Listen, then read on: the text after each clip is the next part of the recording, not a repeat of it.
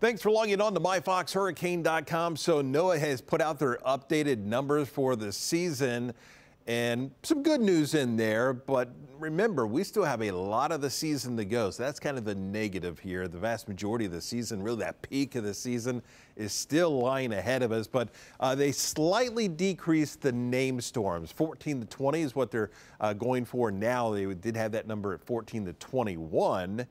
And then major hurricanes dropped that from 3 to 6 down to 3 to 5. Now still looking at that La Nina, which really helps to enhance the tropical activity.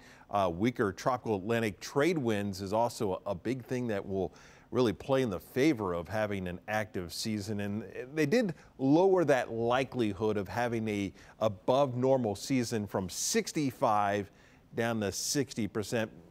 Doesn't mean a whole lot. Remember, this is just numbers. This doesn't tell us anything about where these storms could go, because you can have a very quiet season, and if that one major hurricane or hurricane hits you and affects your life, then it was a bad year. So just kind of take that with a grain of salt. These are just numbers at this point. Doesn't tell us anything about where they'll go or how many landfalls we might end up seeing. So just to kind of look at where we are so far this season, we've only used 3 names off the list. Every one of these has only been a tropical storm. We have not yet had a hurricane so far this season. You look at the satellite view with that wind shear laid on top of it, and what you're looking at is still that strong wind shear across the Caribbean. Quiet conditions across the Gulf of Mexico and also into the Western Atlantic. We have been watching some drier air moving across the Western Atlantic. You have this upper level low, which is spinning as well.